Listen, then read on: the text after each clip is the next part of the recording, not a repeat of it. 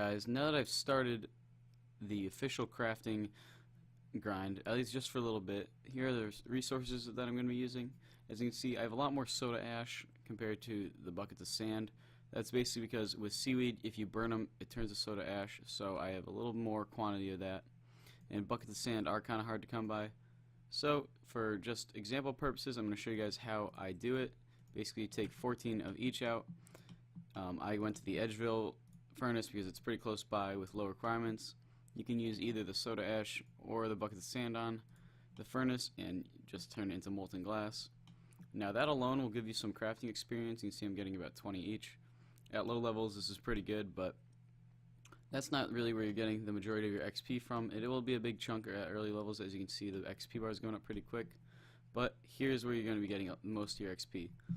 When you run back to the bank, you want to deposit back all your buckets and take out a glass blowing pipe, and from there you just want to make the biggest thing that you can, or the best thing, the highest level, because that will give you the most XP. And you can see I'm not getting 25 XP drops from these oil lamps, and since it's so early on, I don't think you do vials until 33, so I'm just going to camp oil lamps until then. And yeah, so I'm just going to sit here and use up all these supplies and see what level I can get to. I'm starting off at level 20, so I'm predicting around 25, 26. Alright guys, so it looks like we are going to be finishing off with 32 crafting, which is pretty sweet. A nice good amount of levels here. I got also a good chunk of empty oil lamps now, which I have no idea what I'm going to do with those. But as far as I'm concerned, they're probably just going to either sit in my bank or I'll find a general store to sell them to. So now that I'm this level, I'm going to start grinding out some quests because, as you can see, I have none done. For the most part, I do just want to get Priest in Peril done, if I can find that. I don't really know the requirements for it, but all I know is that it will allow me to continue my, agility training in the Canifis area. So I'm going to quickly try and do this quest so then I can get my agility up and make other questing a lot easier. Minor overlook while doing this quest is this. I'm supposed to defeat this level 30 and my spells do not seem to affect it, so looks like I'm going to have to start training some other stats. I'm probably just going to go teleport to Lumbridge real quick, just get my meelees up, so then I can come back here and whoop this Temple Guardian, because right now flinching it does not seem like an option with one attack. So yeah, I'm going to quickly start leveling up my combats, or at least my major combats, for the first time on this account. So I brought along some armor as well as my bronze sword, and this is my inventory, and basically I'm just going to sit around here killing these chickens until I can wield this mithril sword, and then hopefully that dog will be destroyed. There is 20 attack, which means I can wield this beautiful sword and go take down that dog so we can complete the Priest in Peril. It took me quite a while to do this because I basically camped the bronze sword up until 20 attack, not really leveling anything else. So now we can finally finish this quest and move on with the account. Before moving on with the account, I do want to check these two allotments that I planted up here in Catherby. So I just want to get some early XP in the farming skill, because eventually when I go ahead and start training, potato seeds, I believe. When I go ahead and start training some Slayer, I will be getting a good amount of seeds, and I want to make sure my farming level is up to par with the seeds that I will be receiving. So there's level 3, which is pretty cool. And so I'm just going to keep planning. I don't think I'm going to do all the allotments I can.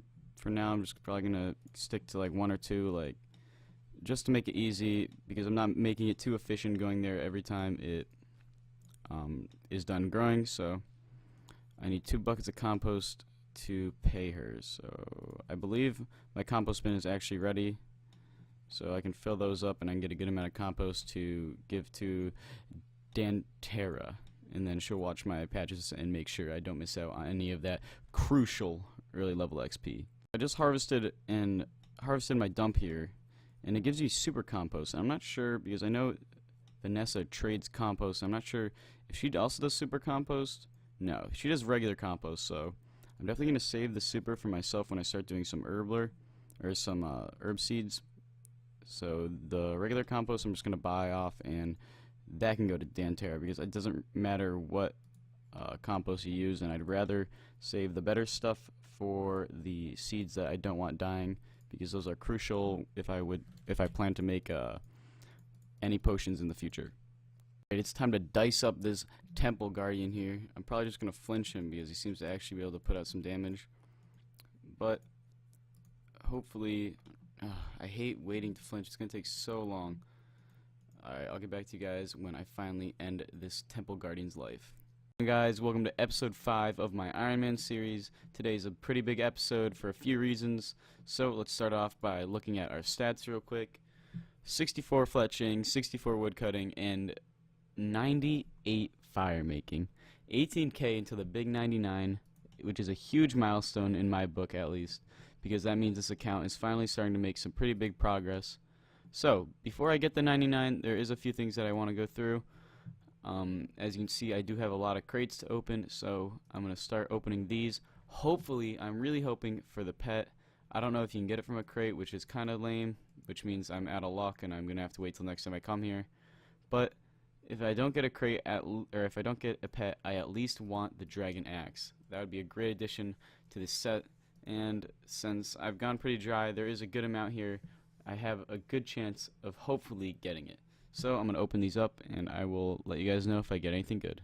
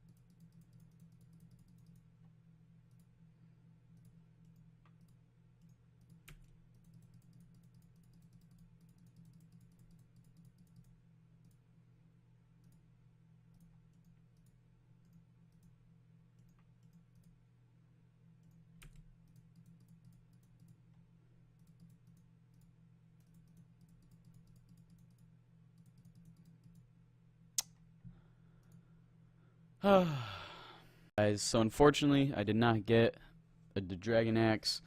The best thing I got was probably a few more magic seeds and the Pyromancer robe bottoms, which is just another duplicate. Here are my final sets, and this is my final loot tab, of course not counting these lower level things, but here's basically what I'm going to be starting off the account with now that I'm finally done with 99 fire making. So yeah, some great starting supplies for an account.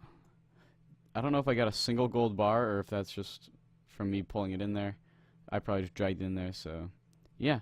I'm going to get this last Wintertalk kill and finally achieve 99 fire making. So let's do it. So we are now rounding the final corner. Less than 1k XP to go. I'm going to wait out the final percentages. I will be getting one more crate on my road to 99. Let's see, my clan is saying congratulations. Thank you to my clan. Let's see the XP drop, the final one that I will be seeing from Wintertalk for a long time before I continue this account. I just wanted to say one final goodbye to this place because it did take me a lot longer than I expected, but now that it is done, there it is, 99 fire making. I can now go visit this guy in Sears Village for the cape. So this is the final chest, or the final supply crate of my road to 99. Let's see, I end on a final kill count of 669 kills at Wintertalk, and the final crate is nothing. 2 Torstals, actually not a bad loot. So I can now finally leave this place. Goodbye, Wintertalk. You were nice while you lasted, but it's time to move on with my account. My first plan post 99 fire making is to run all the way up to the top of the wilderness, enter the mage arena, and buy me some runes. I'm going to stop at the one in Falador, or in the one in Varrock first, just to see their prices, but I'm pretty sure there's some law runes that I can buy from the one in all the way up in the wilderness. And since I have over 1 mil, I'd like to, be a little, might as well just go on a quick little spending spree, because this starting cash I will make back in the future, and money isn't usually the biggest worry on an Iron Man. So I'm just gonna go spend my money, not really care, not really give a shit, and just go for it. So I'll catch you guys once we are there. Guys, so I'm at my boy Aubrey's shop, and as you can see, he has an abundant of rune packs, but no law runes. So I'm gonna quickly stock up on a multitude of runes, and then make my run to the wilderness to cash in on some teleport spells.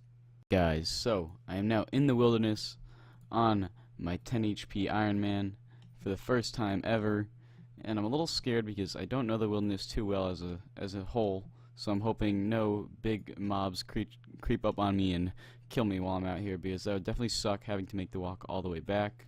As you can see, we have a long tread ahead of us. I'm going to try and stay away from these two locations because I do know for a fact that these can't have anything good. So I'm just going to play it safe and walk all the way up until we are finally at the mage arena, so I can stock up on some teleport runes and hopefully get some quick mage levels running in.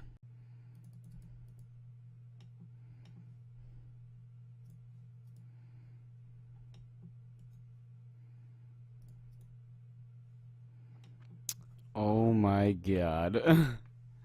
That was terrifying. Oh, we're so close. I forgot to bring a knife. Are you kidding me? Oh my god, I ran all the way here without a knife. It's okay, I can get my main account here pretty quickly. So, my savior is coming. This is good, this didn't take too long, and at first I thought I would be screwed because I was thinking about having to drop a knife, but I remembered I could just have my main account cut them and run through after. So, here I come. This is my main account. Oh, make sure not to attack, that would have been a crucial misclick. So now I can slash these webs, and now I can run through with both of my accounts, hopefully. Oh, I'm having trouble slashing through it. Oh. It's taking a few tries, and we're through. So now this account can walk through, and my account can follow behind. Nice and easily done. That was almost a bad situation, but luckily, me being the quick-witted individual I am, I was able to get my account there safely. I finally made it to my boy, all the way in Deep Wildy. Here are the law runes, 240 coins each. They may seem expensive, but at such a low level, they are definitely worth it, so I'm going to absolutely stock up on these, and then hopefully never have to come here again. Eventually end up coming here again, but that's just for my mage cape, and that's not for a while, so just for now, we're just going to stock up on these, and hopefully I don't deplete through my entire stack, and then we can start training some low level magic, I should say. I decided to stock up on a little over 500 law runes, and I still have 688k, so I'm going to start training some mage up until I can start teleporting, and once I can start teleporting to Varrock, I'm just going to spam teleports, hopefully leveling me up pretty quickly. I don't know if that's the best way, and if I find it's not too effective, because I'm pretty sure I'll run out of these way quicker than I should, so if I have to, I will adapt to just using spells normally, but hopefully I can get pretty high up. I want to get to around 50 so I can start using the important ones like Falador, Varrock.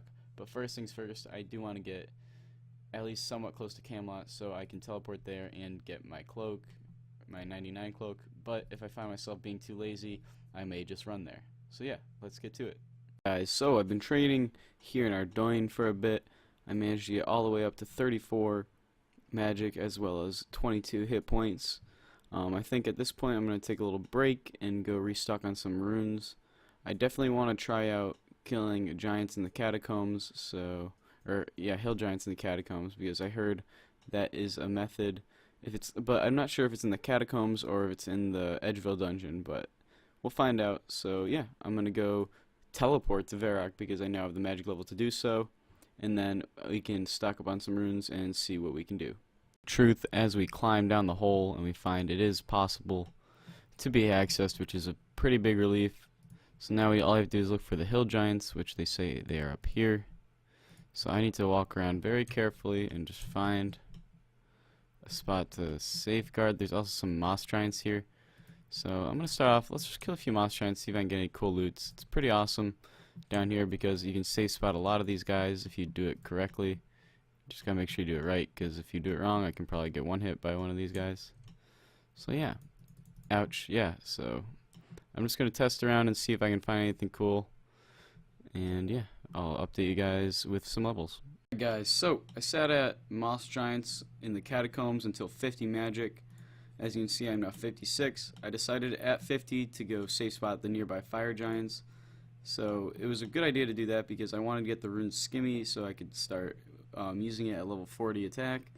I didn't think I was going to get it in just 5 levels, and I actually didn't get it within the 5 levels. I actually did a few more kills post 55, and between 55 and 56 I was able to actually get 2, which is a really good idea because now I don't have to worry about using the rune longsword once I acquire the level. So yeah, now I'm just here at the charters picking up some seaweeds and bucket of sand and soda ash so then I can start my crafting grind. I just want to get a few early levels so then I can have the requirements for some quests, and eventually with the hand and the sand quest I can start getting buckets of sand every day, which would be a great addition because leveling crafting isn't the easiest thing on an Iron Man, and it will definitely be useful to start stocking up on the supplies now.